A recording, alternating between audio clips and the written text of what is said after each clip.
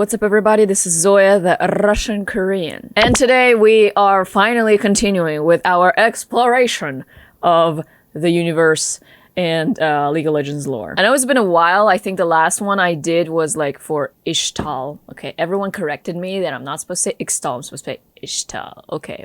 So Ishtal was the last one that I looked at, which by the way, if you haven't seen, I'm gonna put a card right here so you can check it out as well as the playlist. But today we are moving on to a different region, and this time I've actually been looking forward to this one.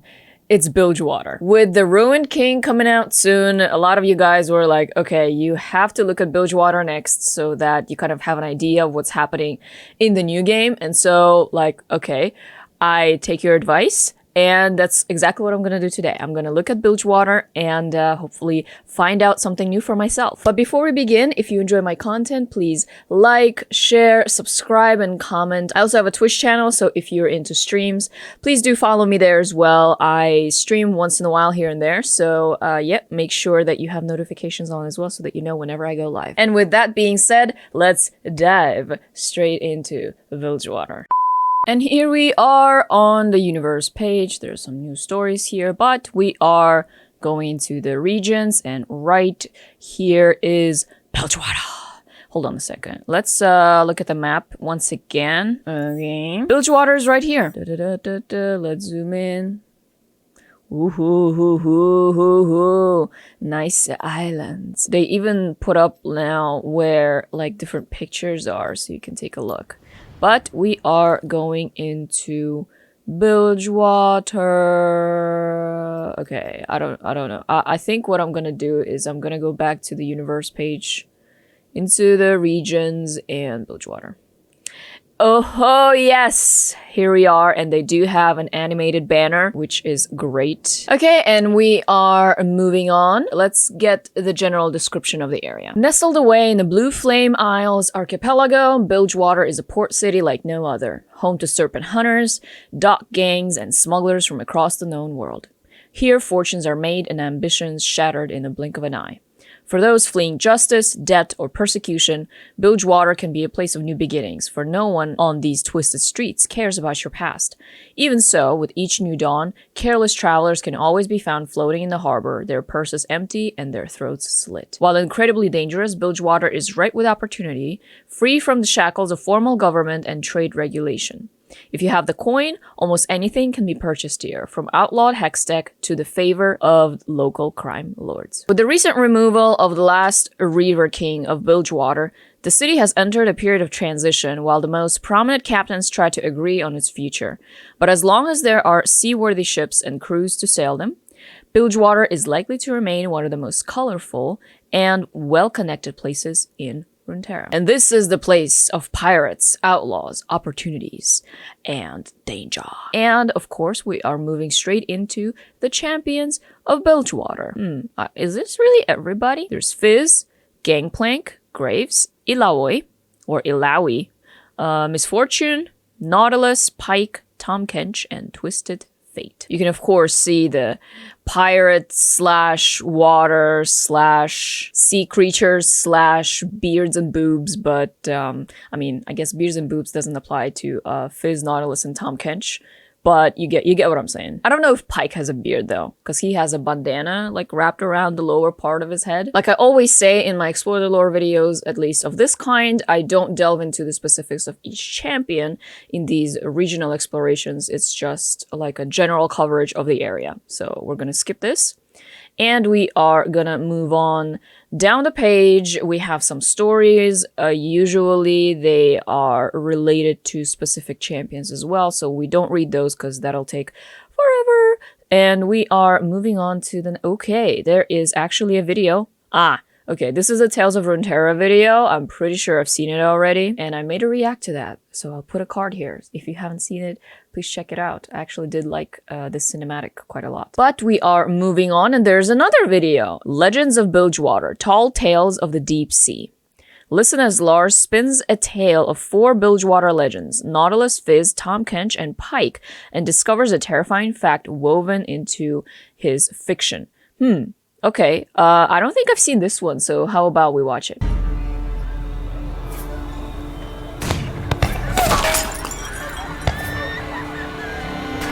this an actual video? Or... Bilgewater, a port city like no other.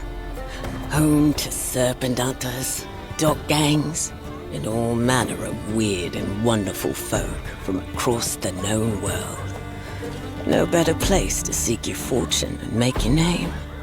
Tread careful, though, or your purse and your throat will be cut as soon as you step onto the wharf. One thing I want to say is the drink that I guess I'm supposed to be having here doesn't look very appetizing. There's no law in Bilgewater after all. It's an old place with its fair share of myths and legends. Who even knows how many are true?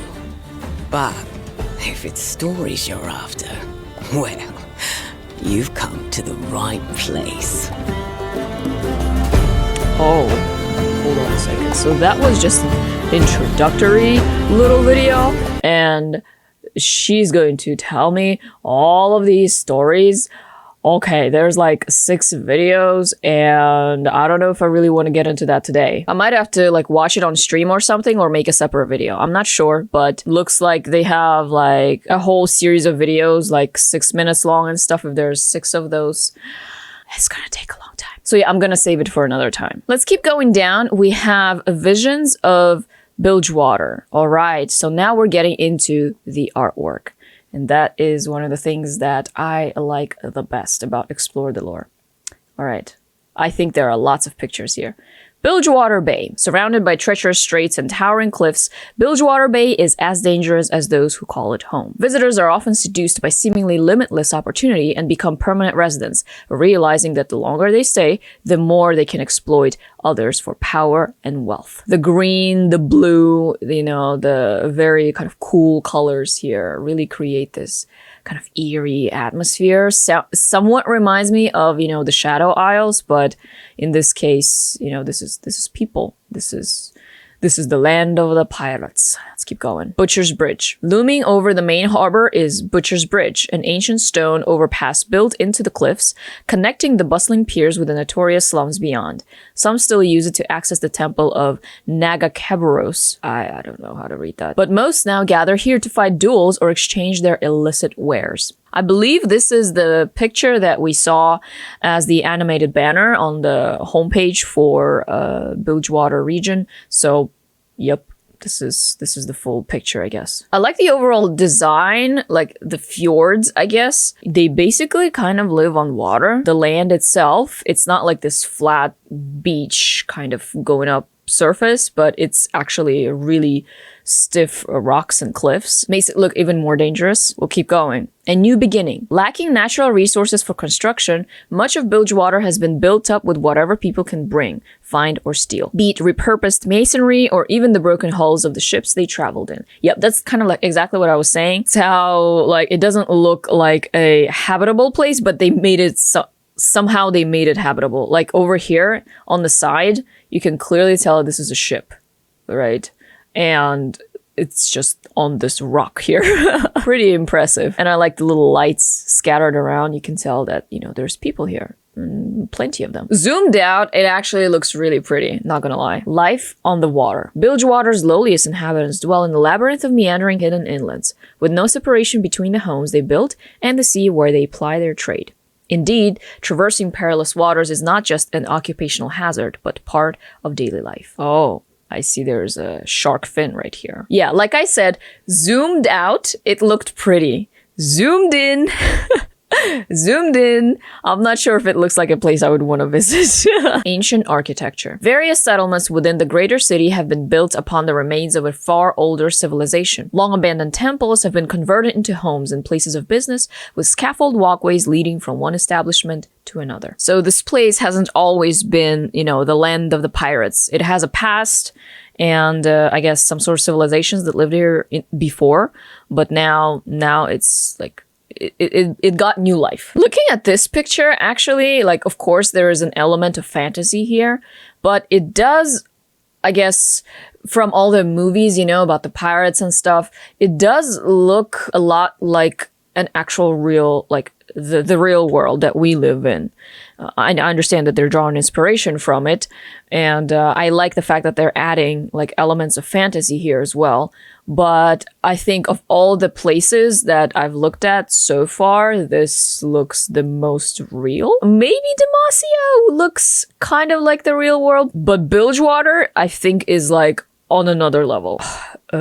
Is this a slaughterhouse? Yep, the slaughter docks, because I see like blood dripping here. Sea monster attacks are a constant threat around Bilgewater, but over the years, myriad lucrative industries have grown out of hunting and harvesting the massive creatures. Vessels haul them back to port to be rendered down into meat, oils, hides, armored scales, even bones and teeth, for sale at the thriving dockside markets. I just wonder what kind of creature this was or is. It looks kind of like fuzzy and it looks weird. Oh, that almost looks like a really giant mermaid, but I think it's just a fish. But yeah, this also looks like the head of a hairtail, by the way. Hairtail is delicious, but this is like gigantic hairtail. It probably stinks a lot there. You know, my husband is really into fishing, and I'm kind of alongside him usually on our fishing escapades. So I feel like if we were suddenly transported into Runeterra, would probably be able to make something of a living in Bilgewater, just like doing seafood. I don't know. Maybe like seafood exports into Demacia and Noxus. How about that? Or maybe Freljord. Fishing in Freljord. Yeah, that sounds fun too. I mean, being in that cold doesn't sound really too fun, but Alaskan salmon, you know what I mean? Carving bays. Okay. That looks just terrifying. From McGregor's kill house to the renowned outfits at Blood Harbor, slaughter docks operate day and night to turn death into profit. Only the most successful captains can ever hope to run their own dock, so most are forced to haggle for the best deal before their price begins to rot in the water. And look at these people, just like, I think just literally standing in blood. High and dry. There's a commonly accepted truth in Bilgewater. The higher you climb, the less likely you are to drown. Those with money in their pocket will frequent the uptown taverns, enjoying fine drinks and merry conversation, even though in a day or two they will be back down at the wharf, wrangling a crew for their next dismal voyage. This establishment's called the Glowing Lady, or the Slowing Lady, but I'm assuming it says the Glowing Lady. And look at this octopus here. Yeah, just like by looking at these pictures, I can just like feel how bad this place smells. Buru Temple. Okay, this kind of, I guess, looks like the remains of the older civilization or from the past. There's no description though, so. The Serpent Isles. Okay, we're getting into the Unga Wunga of things here. While much of Valorant knows the archipelago as the Blue Flame Isles, to the indigenous people of Buru, they have only ever been the Serpent Isles. Buru's ancient culture is highly respected, reflected, and sometimes imitated in the daily life of Bilgewater, including traditional medicine and monster hunting techniques. Even the designs, right? They are piranha-looking, I don't even know what you would call them. Honestly, these look like Halloween costumes, not gonna lie. And then look, his arm has like the little tentacle like sucklings on it. Ew. Nagakaburos. Okay. I thought I was done reading this word, I guess not. Central to Buru culture is Nagakaburos, god of life, growth, and perpetual motion. Okay, so this is the deity that they worship, right? Because they're all pagans there. Also known as the Mother Serpent, the Great Kraken, or the Bearded Lady. She's commonly depicted as an enormous monstrous head with many spiraling tentacles. How do you even know it's she? Just saying. And that is the end for Visions of Bilgewater, for the different collections of pictures in this section. Nice. People of Bilgewater. Now we're getting into the designs of the actual people of this region. Captains and crew. Bilgewater is home to serpent hunters, dock gangs, and smugglers from across the known world. For those fleeing justice, death, or persecution, Bilgewater can be a place of new beginnings, for no one on these twisted streets cares about your past. I'm pretty sure I already read that in the beginning of the description. Riot, shame on you for copying and pasting. Not too much detail in this picture, but kind of gives you an overall design. Okay, this one's a little more detailed. A lot more detailed. One of the most important roles of a hunting crew is the harpooner, who hooks and slays the beasts, and entire crews will be built around a veteran who can teach others a thing or two along the way. Many harpooners are marksmen or particularly fearless freedivers, but few survive long enough for their reputation to become widely known. So is Pike a harpooner or no? I guess I'd have to look at Pike's biography. The boatman. A fixture of every floating graveyard, these grim sailors ferry the dead out to their final resting place. Oh, okay. I thought it was just like a regular, I guess, crew member on the boat, but these guys have a job. Also, I'm pretty sure these are two different people because this one has like this the beer belly, and this guy either sucked it in like really hard or it's just a different person. Harpoon mistress. I guess ladies here can get the job as well. Her makeup though. Joker inspired, I guess. Let's keep going. Culture of Bilgewater. Serpent collars. Bilgewater shores are protected by the horns that, when blown, disorient the waves through the waters to disguise Bilgewater's location from the sea monsters. So that's the purpose of these. Interesting. Slaughter sheds. I just took like a minute to just inspect these. They look really grim. Like just by looking at the outside, you know what's happening inside. Carving bays. Oh, so I'm assuming this is like a huge monster that they caught and then brought into the bay, and now they're just butchering him and stuff. Monsters of the deep. It is unknown whether the sea monsters around Bilgewater inspired the beliefs in the mother serpent or vice versa. Nonetheless, leviathans have become a staple in Bilgewater's varied cultures. Oh, so this is a frame of reference for you guys. There's a little boat up here just to let you know how huge this thing is. Honestly, yeah, it looks freaky and scary and of course fantastic. But let's admit the fact that there are unexplored depths of like the Pacific and the Atlantic Ocean, and we have no idea what lives there, or we kind of have an idea, and let's be real, it's not too different from these. Sea beasts. I'm not even exactly sure what's happening here, but I think there's like this eel-like creature that they wound up on this thing here with spikes. I'm not sure, but then I guess this is just blood. Like collecting blood here. Blood dripping. Oh, okay. Slaughter docks. A lot of slaughter and sea monster catching, and you know, it's like fishing is a thing here. Bounty board. The closest you can get to laws and government in Bilgewater is the bounty board.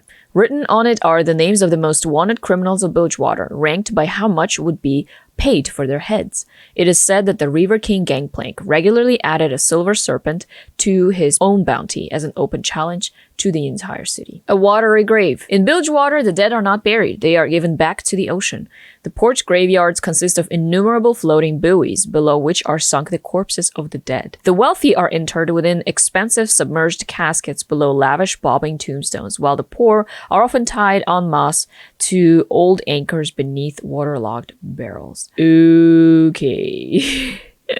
So, yeah, I don't know how far from the shore they do this, but I'm assuming you don't go out leisurely swimming in the water because, like, there are corpses in the water. And most likely carnivorous creatures also in the water, and it probably stinks really bad. And yeah, okay. The more I read about Bilgewater, the less and less and less I actually want to visit. Maybe for my husband and I, being in Bilgewater is not such a great idea. Maybe Freljord is a little better. I'm a little more willing to be in the cold. I guess I'm from Russia, so I should be able to do just fine. Who knows? Weapons. What kind of weapon is this? Is it like a whip? A whip made of tentacles? This looks like pikes. Pike's blade. A little bit. Misfortunes. Blunderbuss. Looks heavy. Cannons. Old Salty? Old Sally? Old Salty, I think that's what it says. Oh, I'm assuming this is like a saw.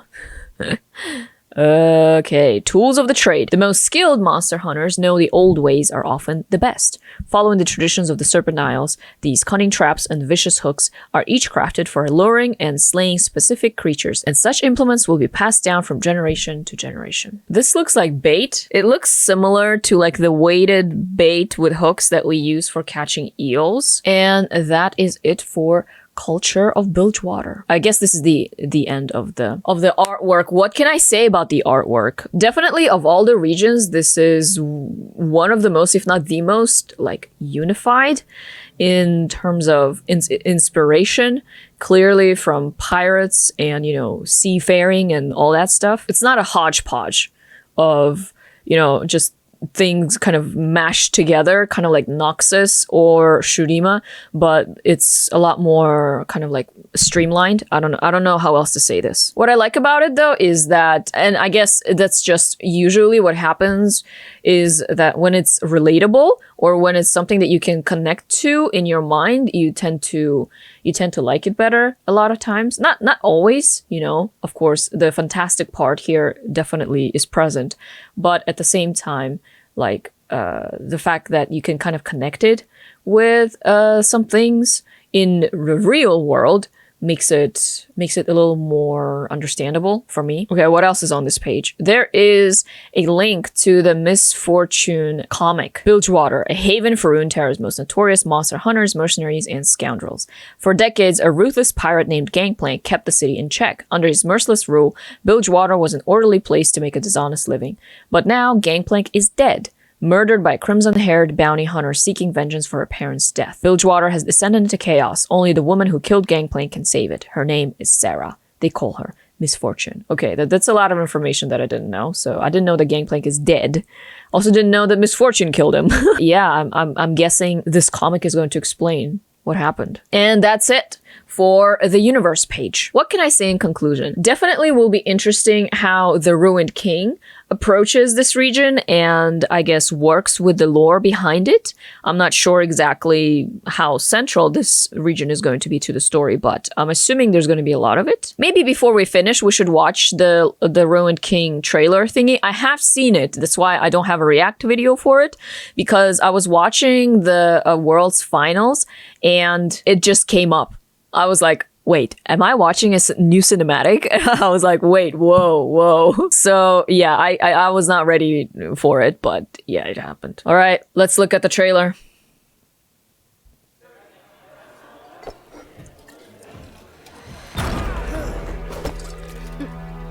The Misfortune here looks like the Misfortune of, what's it called? Legends of Runeterra.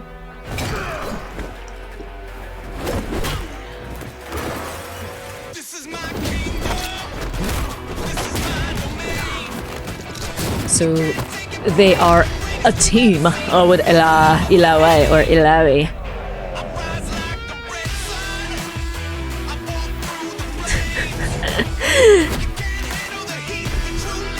Braum. I kind of wonder why Braum.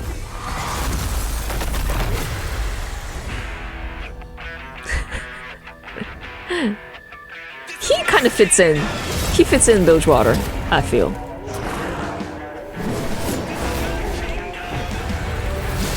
There's Ari fighting against, and Yasuo fighting against some sort of demon-looking creature. Oh, this is my favorite part. Makes me want to play Pike.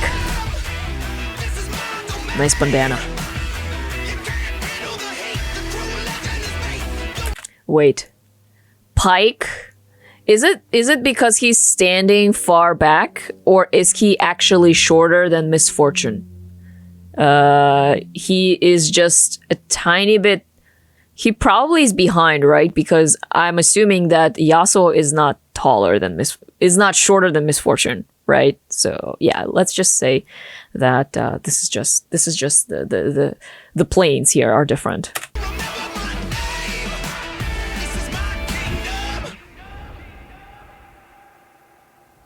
The Ruined King, a League of Legends story.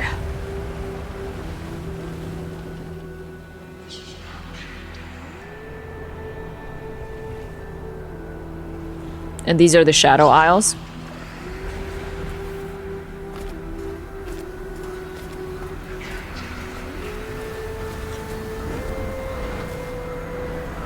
Oh, yeah. Coming early 2021. And that was the Ruined King trailer. I'm pretty sure it's an RPG. Am I correct? Right? Is it an MMORPG though? Are we controlling all the characters, or do you choose one of the, what, 1, 2, 3, 4, 5, 6 of them? I feel like if I were to play that and I had to choose, I would probably go with Pike. Just like, I don't know.